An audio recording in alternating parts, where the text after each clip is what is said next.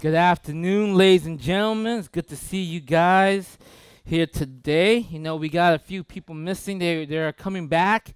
You might see them trickling in as we talk. Coming back from their camp. There's a college retreat that they that they went on to celebrate their college life or to celebrate what's to come in the future. Let's give some love for that. We have I got a good word for you guys today. We're in a series called "What Your Mama Didn't Teach You." What your mama didn't teach you. What is this series about? Because it seems kind of weird. What is the series about? Basically, we are conditioned. We are consistently forced to make choices in the lifestyle that we live. We are in the 21st century. We live in California. There are constant choices that we have to make day in and day out. Every day there are choices that we need to make. Who should I marry? What job should I pursue? Are these the people I should be with? Where do I go for school? Is this a good investment that I should put my money in? Who should I listen to? There are choices that we have to make all the time. And you know that sometimes a bad choice can lead to great destruction. A bad choice can actually lead to detrimental results in your life. That sometimes when you're on a road and there's a crossroad, there's a fork in the road, one road, they both look good. They both look pretty decent. They both are pretty good. But the problem is if you choose one, you may go down a road that you can't come back from. If you choose one, it may actually be detrimental to your life versus actually a blessing and a flourishing to your life. So how do you make good choices? How do you know what road to take when that moment comes? How do you know what choices are good for you? And the Bible says you need wisdom. You need wisdom, not knowledge. Not knowledge. You don't need about being a good person. You need the ability to have the wisdom in the situation to make the right choices. You need the ability to see more than one point of view. You need the ability, right, to not just have one choice, but another choice. You need the ability to see what other people cannot see. And how do you gain wisdom? And this is the whole series. It's how do you gain actual wisdom in your life to make these choices, to make these hard decisions. When even though the decision both look really good, when you're choosing between two jobs, they both look great, they both have benefits, they both seem good to you, but how do you know which one to go? Because one you take will lead to your ultimate demise or destruction. One you take can actually flourish you. How do you know which one to go?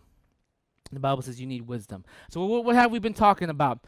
So the first thing we're talking about is, what did your mama teach you? It says, your mama always taught you to be yourself, right? Be yourself. Be true to yourself, right? And the Bible says, don't be yourself. Don't be true to yourself. Because sometimes we have a temperament in our lives that if we're true to it, it can actually hurt us rather than help us. Okay? If we're true to ourselves, sometimes our temperament can lead us down destruction rather than blessing. What do I mean by that? Let's say you are a person that's anxious all the time, always worried, always cautious, always questioning. So you will always stay still. You don't want to move because if you make a decision and it's a bad one, you're going to feel really scared about it. So instead of actually venturing forward, getting out of your default mode, getting out of your true to self mode, right? Instead of changing that, actually growing in wisdom, you stay put. It's not good to be yourself sometimes. I'm not saying to change your character. I'm saying oftentimes your default mode is not the right mode. Sometimes our default mode is what? We just grew up talking a lot. We philosophize everything. We talk it down to its basic components. We will talk its ear off. We know everything, but we do nothing. We have the temperament that a situation comes up, we will be the first to suggest ideas. We will be the first to suggest plans. We will be the first to suggest all the issues and the problems and the complaints, but we don't do anything, because your temperament is what? Just talk about it. Don't do anything about it. You see, so it's not good to be yourself. The Bible says don't be yourself. To have wisdom is to actually get out of the default mode, to get out of that basic mode that you've been growing up in, to get out of that mode that you're so comfortable with, to get out of that comfort zone. Your default mode is not wisdom. Wisdom is learning how to get out of that, learning to overcome that. Sometimes we're just hot-headed and we're just people that like to yell and talk and just face every component. Sometimes being hot-headed is not a smart thing. Sometimes being hot-headed in a very tense situation when you should just talk about it. Sometimes being hot-headed in a situation when you should just talk or move away can get you into more trouble, can get you into even more issues. Sometimes when you just want to keep fighting instead of letting go and walking away can get you into deep, because your default mode is what? I want to fight. See, wisdom says it's time to walk away, but you don't have that. You know why? Because you're trying to be true to yourself. Right? How many of y'all, when you guys get married, you guys in a relationship, you guys gonna know this, especially for guys. Like, guys, we have this issue. We have this desire to want to fix everything. It's just natural to us. We want to fix everything. And so when we get into a situation, we get into a fight, we want to fight until we win. Okay? But sometimes when you get in a fight, you just gotta just let go. Just walk away. Don't try to win. Because if you try to win, you might lose your relationship. But we don't know that because we're trying to be true to ourselves. I can't back down. That will make me look weak. So we keep fighting. And so what happens? Our relationship suffers. You guys following me? Right? Don't be true to yourself. Your mama teaches you, be true to yourself. Be true to your heart. The Bible says, don't be true to yourself. The second thing, it says, mama teaches us to listen to our hearts. Listen to your heart. Listen to your heart, right? But the Bible says, don't listen to your heart. Oof. Don't listen to your heart. You know why? Because oftentimes your heart is driven by something else. Do you know how your character is made? Do you know how you are who you are? Because every single day you're making choices. Every single day you're making decisions. Every single day you're taking these small, tiny little steps and you're making these choices. And these choices are driven by your heart. It's driven by what you love. And so if the thing that you love is created, if the thing that you love is temporary, it will drive you to make decisions. And oftentimes the decision is not good for you. Decision can actually be detrimental for you. Okay? Let me give you an example. My cousin, growing up, I call him Cousin Jeff. My cousin he grew up ghetto, he grew up poor, right? So his desire was to actually go out and get as much as possible. To get what's his as much as possible. So from a very, very young age, he thought by acquiring more, you have more worth. That was what gave him worth and value. And so the decisions he made in life, tiny little decisions that he made in life, shaped his character. Right? What started off was, this is one of the times I saw the decision come up. We would be into a supermarket. He would walk in, and you know those things that you open up. There's like a bunch of nice baked goods that they have that you're supposed to put into a bag and then go buy it, right? Homie grabs it and he just starts eating it. And I'm like, whoa. I was a kid. I was like, wow, you can do that? I was like, yeah, it's for tasting. I'm like, sweet, right? So I'm eating off his thing, and then when he's gone, I don't know. And then finally, I did it by myself, and then the supervisor comes like, what are you doing? Oh, your bread is delicious. Thank you for letting me taste it. Like, no. You got to pay for that. I was like, no. My cousin does all the time. Well, your cousin was stealing. I was like, oh, I didn't know, right? And so that was his style. He basically kept stealing his way because he kept thinking that by possessing something, he'll have it. So what started off as something simple, as funny as like, oh, I'm stealing baked goods, right? I'm start stealing like all my taxes. To eventually I start stealing cars, right? So eventually I start stealing so on and so forth, and so on and so forth. Because why? Because he was listening to his heart. His heart was telling him the only thing that makes you valuable, the only thing that will make you have an identity is if you have things. So keep taking it. Keep stealing it. The Bible says what? Don't listen to your heart. Don't listen to your heart, especially if your heart is being driven by something that is not good, that is not true, and that is not pure. Right? Don't listen to your heart. And so today, the lesson we're learning today is Mama tells us question everything. Question everything. Right? Question everything about your existence, right? If there is something, don't just accept things, question it. Break it down. And that's a good lesson. That's a good lesson. But so much so, we've questioned things so much in our culture nowadays, in our Western culture, that we don't know how to accept things and how to trust in things anymore. We question things so much that everyone's motive becomes questionable to us. Right? Everyone's motive becomes like, why are you doing it? What's the purpose? What's the reason? What do you get out of it? And so we're trying to figure out their ulterior motive. And this is what the Bible tells us. I know that the world's telling you to question everything, but let me teach you, don't question my love for you.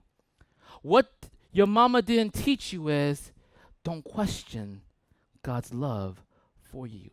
I know that you have been raised to be taught, question everything in existence. Don't let anything go by. Question everything. Everyone's motive, everyone's thoughts, everyone's opinion. Question what is true and question what is false. Question everything. But God in the Bible is saying, I don't want you to question my love for you. Don't question that. Don't question everything. Don't question this. See, the thing that we're trying to learn today is this. How do I receive wisdom? How do I receive the tools? How do I receive, what are the vehicles by which I will receive this wisdom? That if I would do it, if I was to put my hands and start moving in it, it will lead me to attaining the wisdom to make these choices. What are the things that I need to accomplish? What are the things that I need to begin to partake in? What are the tools and the vessels that I need to do in order to get myself into a place of having wisdom? To make the choices that other people cannot make, to make the choices that people cannot see, to see further, to see 20 steps when only people can see 2 steps. How do I gain that wisdom? What are the things that I need to do? What are the things that I need to have? And this is what the Bible is going to teach us today. All right? And the Bible, and the world tells us to question everything, but God, in the midst of it, is telling us not to question his love. All right? We're going to learn, and we're going to see that through this passage today. Go to Proverbs chapter 3. Proverbs chapter 3, verses 1 through 8. Verses 1 through 8.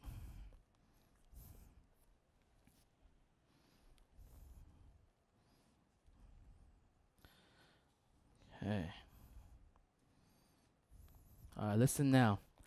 This is what the word of God says. My son, do not forget my teaching, but keep my commands in your heart, for they will prolong your life many years and bring you prosperity. This is the written word of Solomon.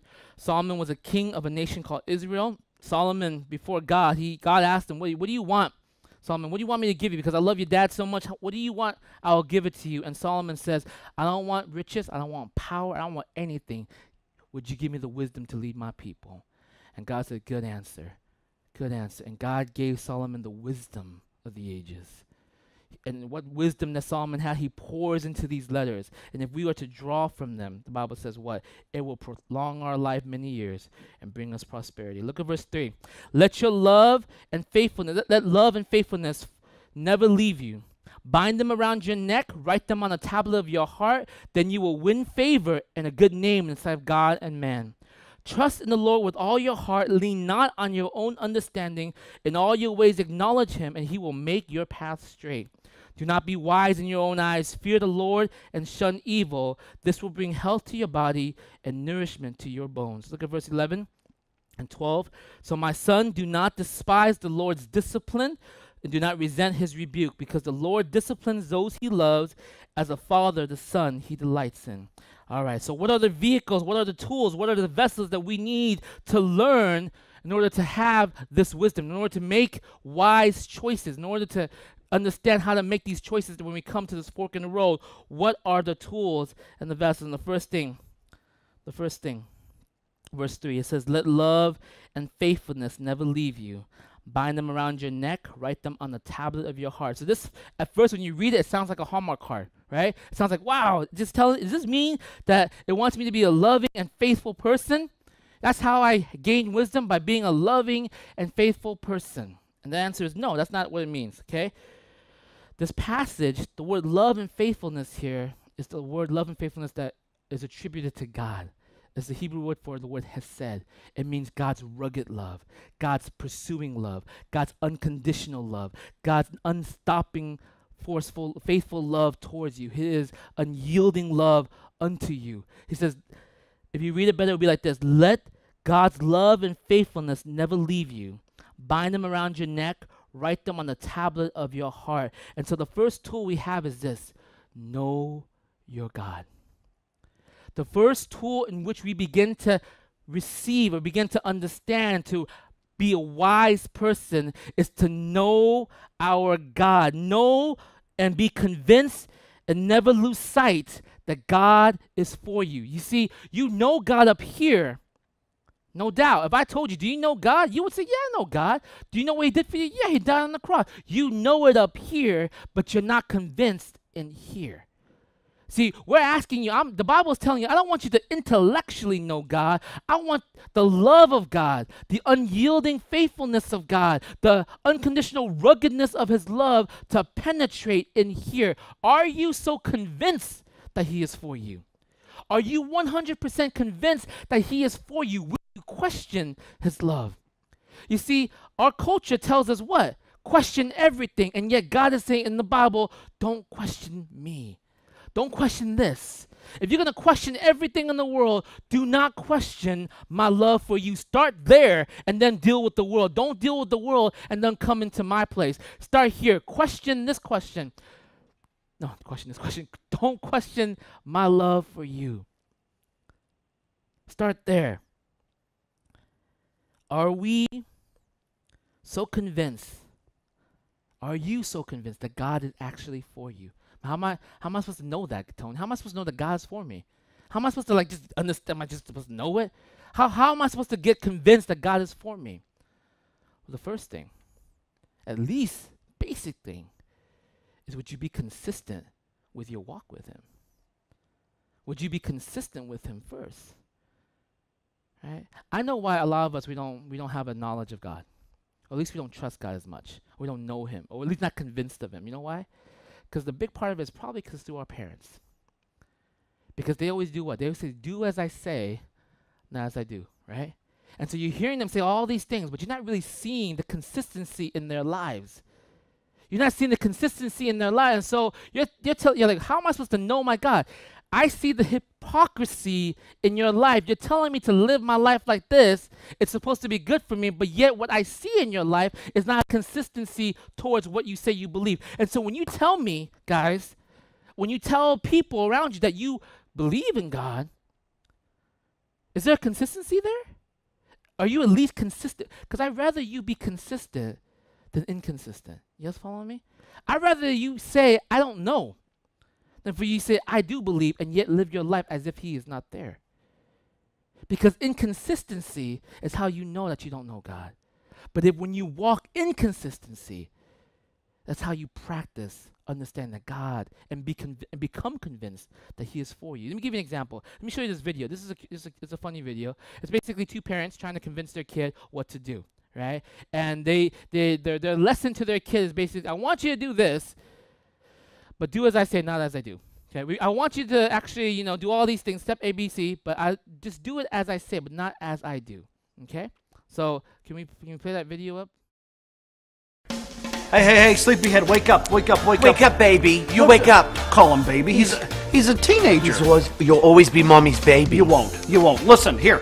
You've been on the couch, you've been playing your PX7 and your Nintendo or whatever it is, all right? But we needed to have a little talk, all right? Just a little talk. Just family talk. Want to nip some things in the bud before that. Don't you roll your eyes at me, young man. How many times have I told you not to do that? We can make this easy or we can make it hard. It's your choice. Look, all right, there's some things we need to go over because it's essentially like this. Don't do as we do as we're about to say. Yes, do as we say, not as we do. I typed up some family values for you that you need to have before you head out the door, which I think the Lord is going to be sooner than later. He doesn't mean that. I do mean that. I said it. I mean that. Stay as long as you need to. The first thing to help you in life is the company that you keep. You need good friends with good moral character. Your father is right. We are kind of concerned about some of your friends. They don't have the best character. I think you might want to just check those things out. What did you just say to us? What about our friends? All right, they're trashy. Yeah, they're trashy. They are. Yeah. Our friends are trash. Yeah, but we've known them since college. You don't throw you can't life throw on them friends away. out like that. You can't throw them away. We want to try to fix them. We're trying to help you. Do as we say. Not as we do. The next thing is money, all right? You need to watch your money. You are spinning it like it's growing on trees, it's not. He has no money. He has no money. what we give him. That's got to stop at some point. You need to be more responsible with your money, young man. You need to get off that couch and go get a job. But hear me on this. Money is the root of all evil, and that's why we have none. We have credit up to our eyeballs, but we have no money. Mitchie, hurry it up. I want to go to the casino. All right. The last thing is, there's a whole list of things, but I could go to smoking. Go ahead. Tell me about smoking. Do not smoke. It will... I know I smoke, but I If I could go back and never start, I wouldn't. I'm trying to stop. I've got 5 patches on right now. It's like kissing an ashtray. Listen to me. Stop the smoking, all right? It'll just ruin everything, okay? If I could have my aunt come back from the dead, she would tell you, stop smoking. Kissing an ashtray? You're one to talk. Why don't you brush occasionally? All right. Son, if we could sum it all up for you in a nice little nutshell, it's just this. Do as we say. Not as we do. All right. I'm going to go get a cold one. Get me one. And you know what? Let's just go to the casino. All right. You know, one of the, that's, you know, it's joking, but, you know, we see this in our parents all the time. Actually, we see it in our lives all the time, right? If the path to wisdom, to actually gaining wisdom, is to know God, to be convinced of his love for you, to be convinced that he is for you, to not lose sight of that, then how come we are so inconsistent in our actual walk with him? Right? We're so inconsistent. So we know it up here, but we don't know it in here. Because if we knew it in here, our actions dictates what we know. So we know it up here in this ephemeral way of in our mind, but we don't actually know it in our hearts. And you know why we don't know? Because we don't listen to stories. We don't bother to listen to the stories of people who have experienced that God. We don't tell each other stories of each other or one another anymore. You refuse to listen to a story because you know this, that if you hear a story about what God is doing in someone's life that's close to you, it just brings this guilt into your heart saying, oh, God is real, but I'm just kind of pushing him away. God doesn't seem like he's around me anymore. See, we're inconsistent and we refuse to listen to stories of what God is actually doing. If there is a desire to gain wisdom, to make choices in life, if there's a desire to gain wisdom, to move forward in life, to know which path to take, then the one thing that you have to get through your heart is this. The Bible is saying you got to know God. You got to be convinced of his rugged, unconditional pursuit of you. You cannot lose sight of that. And the only way that you can't lose sight of that is that you are practicing consistency with him. That you're listening to the stories of what's being done around you. We try our best to tell as many stories as possible because we want you to see what God is doing. We want you to see how God's work. We want you to see that God is alive and that he is moving through our community, through our church, and through the lives of our people. But sometimes you let it go past your mind because why? Because to accept it is to accept the fact that he's real. To accept the fact that he's real means that you have to deal with it. And so there's no wisdom because you keep doing what you want to do. Okay? So the first thing, the tool, the vehicle by which we learn and gain wisdom is this: know your God. Know his love and know his faithfulness deep into the very recesses of your heart. Second thing, okay? Verse 5 to 6, check it out. Trust in the Lord with all your heart and lean not on your own understanding. In all your ways acknowledge him and he will make your path straight. So the Bible starts in verse 5. He says, you need to know God, but you also got to trust him. You got to trust God. Okay? Where do you get your real sense of worth from? Where do you get your real sense of identity from? Wherever that is, that's what's going to drive your decision and drive your action. Whether your sense of is family, whether it's work, whether it's money, whether it's relationship, if you trust in that, that is the thing that is driving your relationship. That's the thing that's driving your decision. That's the thing that's driving your heart. So when the Bible says trust in the Lord, it's saying, hey, would you let me drive you? Would you trust that I am for you? Would you trust that I'm not in this thing to go against you, that I have brought you here, I'm not going to leave you until I finish my work with you?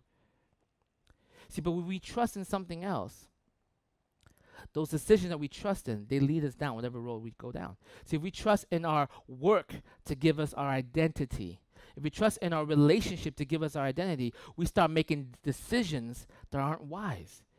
Because we want it so badly, and we trust in it so much, we make any decision, whatever possible, to get it. We do whatever it takes to get it, no matter how foolish or how dumb. At first, it's innocent. At first it's sweet. At first it's like, oh, it's not a big deal. It's just white collar stuff. But then after a while, it gets really dark. It gets really shady. And you can tell because then your heart becomes kind of like numb to it. Like you know it, like I shouldn't be doing that, but you still do it. The Bible says, would you trust me? Would you trust that I am for you? See, the world tells you to question everything. Question everything. But the Bible says, don't question my love for you. Don't question my love for you. All right, moving on. Verse 7. Look at what it says here. Say, how do we gain the vehicles? How do we gain these tools? What are the tools? What are the vehicles by which we gain wisdom? 1 is to know your God. 2, it is to trust in God. And 3, look at verse 5. It says, lean not on your own understanding. Lean not on your own understanding. It means to immerse yourself, okay, not in what you know, but in the story of which God is writing. It is basically asking God to become part of the reality of our life.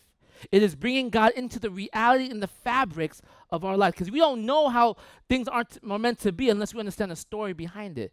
So let me give you an example. Let's say, for example, you read a story. Okay, you just read one spot of a story. And the story goes like this. There's a dude standing at the bus stop. Another dude comes to it, whispers to him, I know the Latin word for a wild duck.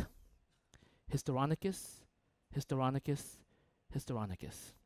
And he walks away. And if you just read that part, you're like, what? What does that mean? What is this about? You don't understand that until you know what in context, right? Until you put it into a story form, until you put it into part of its story. So let's say, for example, that interaction, that situation would make a lot of sense if the story was he's crazy, right?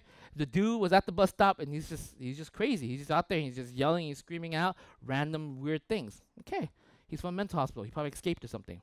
Great, part of the story. Or what if that situation was placed in the story format of this? That guy who said that, he thought you were the librarian. Because you were in the library, he was in the library, he was asking for what was the Latin name for a wild duck. And you look like the librarian, so he came out, he's like, oh, hey, I found out what the Latin name for the wild duck was. Hysteronicus, Hysteronicus, Hysteronicus. That makes sense. It's a story of mistaken identity, right? So it makes sense for the situation. Or what if the situation was like this, and the story was like this. He was a spy, and he mistaken you for his handler, right? Or actually, you are his handler, and he comes to you, and he dropped off this clue. It could happen. We don't know. It could happen. It's doable, right? The story fits. Okay, what am I trying to say from this? What am I trying to say? Is that the situations that you face in life, the situation that you deal with in life, it won't make sense unless you put it into the reality of God. And unless you put it into the narrative of God, you won't know what to do with that situation, right? That situation by itself could mean anything unless you put God into the reality of that situation. Let's say, for example, in terms of giving, our finances. Well, we look at our finances. Well, what is it? The situation is our money. So, you know, like if we're just following rules, it's 10%. But if we take God and we place it into that situation, we recognize what? That the story of Scripture is teaching us about generosity. It's about living a life of giving. Living a life that's offering rather than taking. Living a life that uses finances, resources, time, energy, gifts for the betterment of others. It's that it is a means to an end and not the end itself. You see, if you understand the narrative, the story, then all of a sudden the situation makes sense. Let's say, for example, you find yourself with someone you're annoyed with, someone that you're really, really getting on your nerves, that's poking you over and over. What do you do in that situation? When you bring that situation into the narrative of God, you realize what? You take that story, it goes from hating that person to actually loving that person, being patient with that person. Because you're bringing it into the narrative now.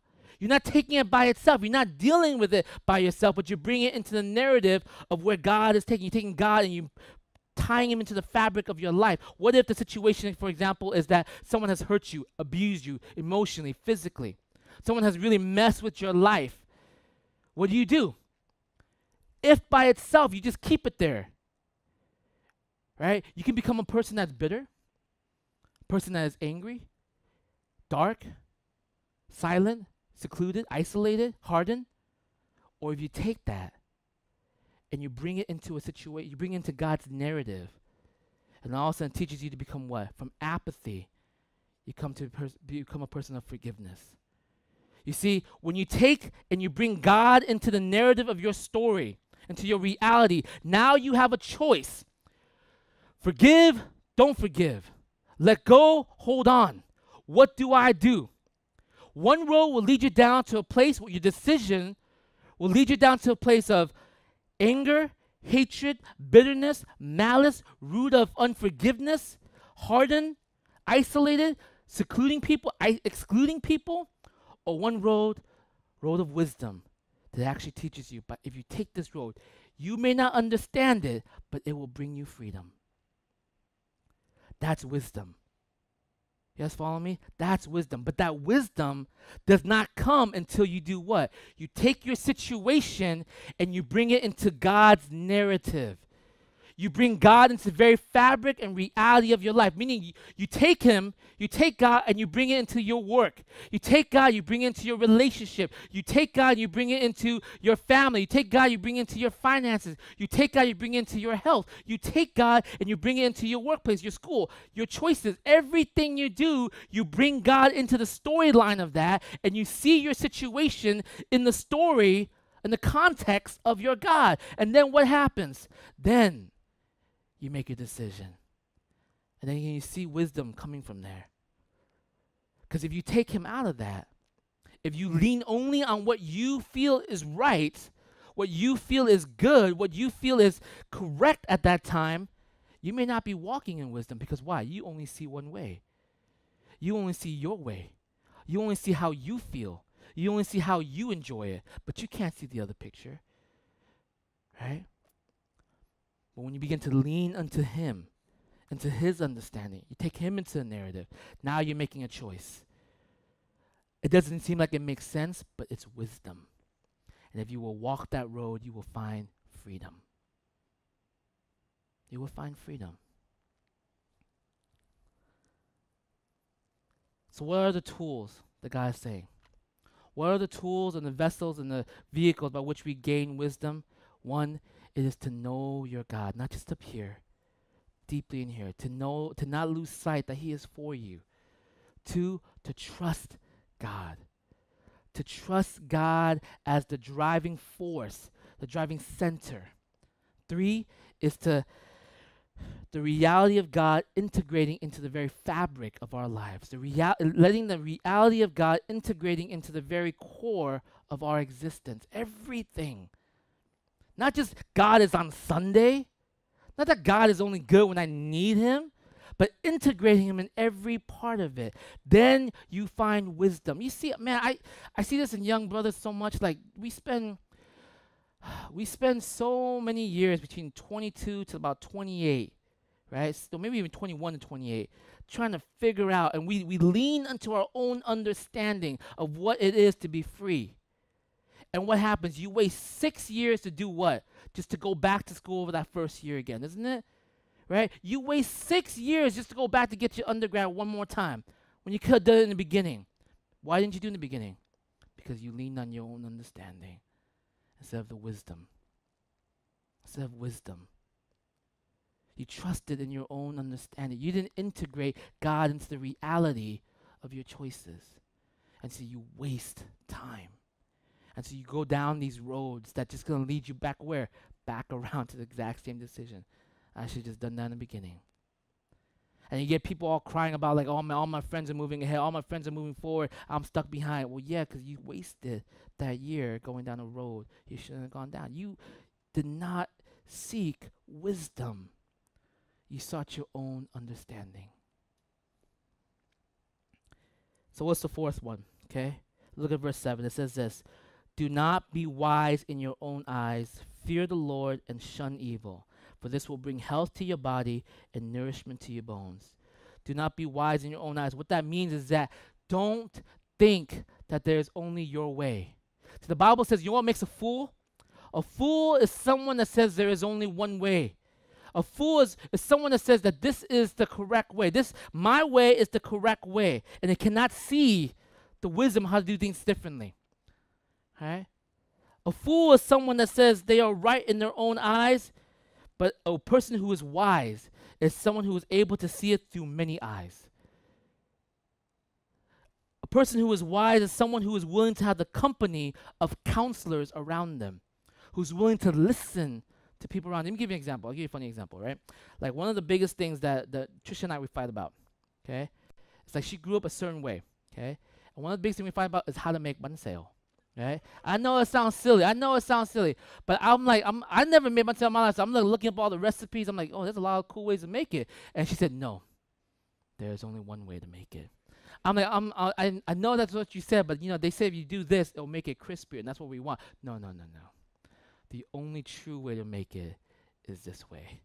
You cannot make it any other way. You know what the Bible calls that? Fool, right? Oh, she's not here, but that's fool. That is foolish because there's only one way, You don't believe me? Check it out, okay? You don't believe this? Let me tell you how foolish we always are, okay? I'll give you an example. Another example. When you are talking and you hear your voice, okay? What do you think you sound like? Because when I hear my voice, I think I sound pretty dang cool, right? I think I sound pretty good.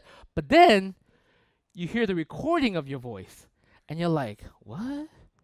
That's not how I sound like. That can't be how I sound like. And then you ask, like, is that how I sound like to you guys? Like, yep. Like, all the time? Yep. Dang. Right? Fool. Right? Big fool. Why? Because we were so wise in our own eyes. You see, wisdom means what? You're able to trust, you're able to surround yourself with a company of counselors, to walk with you, to see what you cannot see, to see things that you cannot see. For example, it's like, hey, dude, I think she loves me, man. Like, what? Why? She touched my hand. Hey, I don't think so, bro. Like, no, last time she touched so-and-so's hand, they dated for 3 years. I am up for 3 years, man. She touched my hand. Nah, man, I don't think so, bro. Like, or it's the opposite way. It's like, yeah, we're just friends. He's just a really, really nice guy. No. He's not really nice. No, he's really nice. He drove 30 miles out of the way to drive you home, and then 50 miles back to his house. Yeah, he's just really nice. No. Yeah, that's what. No. He's not nice, okay? I'm like, no, I'm serious. You know what? You're a fool because you can't see what everyone else is seeing. Like, oh yeah, I needed this, and he bought it for me. He's just a really nice guy. He bought you the $300 machine just for you. Like, yeah, that's how he is. No. You a fool. You a big fool, right? There's nothing about that. You know why? Because if you look to yourself, if you think you're wise in your own eyes, you're the person that only sees it. To be wise is to be able to see the company of the people around you, to have a company of counselors speaking into your life, right? See, only if you are deeply involved in community can you be wise. So for people to say, like, I can do this by my own. See, in the Christian life, you think you can walk independently, to be a lone wolf, to not be part of communities, to not have people surrounding you, speaking truth into your life. You only see things your way. You only see things the way you think is good. But when you have company of counselors around you, you're like, I don't think that's the smartest way to do that. I don't think that's the wisest way to do that. Can I help you? Can I walk with you? Can we do this together? It's only in the company of counselors can we actually develop more wisdom. And so the Bible tells us this, right? The world tells us, question everyone. Question everything. And the Bible says, don't question my love for you. Don't question what I have done for you. Don't question what I want for you. Don't question that. You may fight in every aspect, but don't question that. Know me. Know me more than just up here, but know me in here. Never lose sight that I am for you too. Trust me. Trust me. 3, integrate me into your existence, into your reality, into the fabric of your life. Surround my people with you. Surround yourself with my people. Let them help you see what you cannot see. Okay? And that's, the Bible says, is how we gain wisdom. By doing that. By taking on those things. But then what's the catalyst to produce it? What's the thing that we need to have to make those things become a reality, to actually know God, to actually move that forward, to actually trust God, to help us to know God deeper, trust God truer, right? To have the faith to integrate God into our lives, to be able to listen to the counsels of others. What do we need? Look at verse 11 and 12. I'll finish with this. Verse 11 and 12. My son, do not despise the Lord's discipline. Do not resent his rebuke, because the Lord disciplines those he loves. As a father, the son he delights in. And so what the Bible is saying here is this, that even when, check it out, even when you know me, even when you trust me, even when you begin to integrate your decisions with me, even when you begin to listen to counselors around you, bad things will happen to you. Do not resent the rebuke nor the discipline. You may still suffer. By doing all those things, you may still suffer. But the wisdom is, there's two things that happen in suffering. Either you will be wise or you will be a fool in the suffering. You may do all those things, trust God, know God, lean into Him, right? Surround yourself with a company of counselors. You may do all those things and bad things still happen to you. Suffering may still happen to you. Now the thing is, suffering can either produce wisdom or foolishness. Suffering that produces foolishness is what? You suffer. You've done all those things that you've been told to do. I listened to counselors. I really trusted my God. I made a decision based upon what I think the word of God is telling me to do. I surrounded myself with counselors who told me that this is where I should go, and bad things are still happening to me. And so what? Either you begin to be hardened. You're like, forget it, I'm done. And you move away.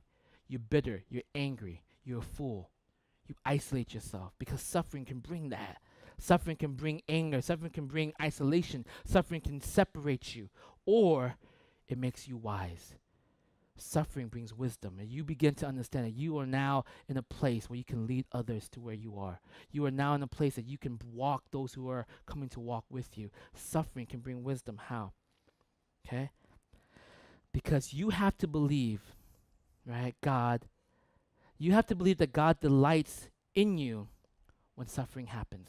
You have to come to a place, okay, to make all of this move forward, to make knowing God, trusting God, allowing God to integrate Himself into the very fabric of your life, surrounding yourself with counselors, by doing all those things. And if suffering happens, believing that God delights in you even when you suffer. That God is trying to grow you as His child. That your suffering is not so that He's trying to punish you. That your suffering is actually even good for you. That God's not making you go through this because He hates you, but He's making you go through this because He wants to elevate you. How do I know that? I mean, how do I even trust that? I mean, who likes to go through suffering? He says, do you know why? Do you know how you can trust that I am this for you, that I am for you? The whole world tells you to not trust anything, to question everything, but don't question me. But how can I not question you? I'm suffering. Look at what I did for you. Throughout the scripture, Jesus Christ, the only title that He gives His God is He always called God Father. Abba, Father. When you begin to pray, say, Our Father who art in heaven. He calls God Father. The only time He never called God Father was when He was on the cross. He cried out, my God, why have you forsaken me? Because on that moment, what Jesus Christ did was He took everything that you owed, all the punishment that was on you, He took it on Himself. And He says, I will make it so I will take on this suffering so that they can be called sons of God, daughters of God. I will take it so that they can know forever that God is for them. See, God is saying, wake up. If I'm willing to do that for my son, if I'm willing to go that far to bring you home? Do you think that all of a sudden I'm just going to drop you in the middle of all the suffering you're going through? That if I was willing to give my son up on the cross for you, that now that I'm going to stop in the middle of that you're going through a bad time? No, the Bible says what? If I begin a good work in you, I will finish it. I work all things out for the good of those who love me. All things for the good for those who love me. Everything I work out for your good. And we need to delight in that. We need to remember that God did that for us. You see, why would he go through all of that? And all of a sudden, halfway through your suffering, say, I'm just kidding, man. Good luck, right? And walk away. To know that he is for you in every situation. And if you understand that, if that kicks into your heart, do you know what's going to happen? You're going to know your God. You're going to know that he is for you. You're going to trust your God. Why would you trust anything else? God is the only thing that is strong and sturdy. God is the only strong tower. He's the only thing that has not changed over the years. You have put your faith in so many things, and all those things are gone. You put your faith in money. What happens when your money is gone? You put your faith in relationship. What happens when that's broken? You put your faith in work. What happens when you lose it? But the one thing that has endured from beginning to end is your God. The Bible says he is your strong tower. He is faithful. He is enduring. He is still on the throne. He has never left the throne. And so when we cling to him, we trust that he will still be there forever. When we cling to other things, we have that fleeting fear that it might go. And we try our best to hold on to it. And then when it disappears, we lose everything. But when we cling and we trust to our God, we realize what? If you would do all that, why would you leave me here now? So I can make these decisions. I can trust these decisions. I may not understand these decisions. I might not understand why you're telling me to leave someone that I've been with for a very, very long time. I love them. I don't understand why you're asking me for it. How could you make my heart feel that way? But if I trust in you, that if you did all that, then what you're calling me to do must be for my good. Help me to see it. God, I don't understand why you would ask me to forgive this person. This person beat me since I was a kid. Abused me with words. Abused me with their actions. Forgive them. I can't. I don't know if I can do that. I can't understand that. But when we say, if you would do that for me, then why would you tell me to do something that's so hard? Unless what? Unless it's for my good. Unless it's for my good. So you can't go into knowing God, trusting God, incorporating God into the very fabric of your reality, or trusting the counselors of the company of counselors around you, unless you see what Christ has done on the cross. Unless you understand what Christ has done for you on the cross, that he was willing. The Bible says, for the joy set before him, he took the cross, and the joy was you being called sons and daughters of the living God. And so my prayer for you guys is this, okay? The world tells you to question everything. Question everything. The Bible says, don't question me. Not my love. Not my love for you. I don't care where you think you are. The reason why you think you question God's love for you is because you think you don't deserve it. You think that you're too far from it. You think that you've gone down a road that you can't come back from. And God is saying, look to my son. If I'm willing to put him on the cross to bring you home, it does not matter where you're at. Do not question that. Do not question my love for you. Do not question my pursuit for you. Do not question my willingness to lay down it all for you. Do not question when you go through the suffering, because I am building it for you. It is for your good. I'm working it all out for good. Right? You can question the world. Don't question my love. Let's bow our heads.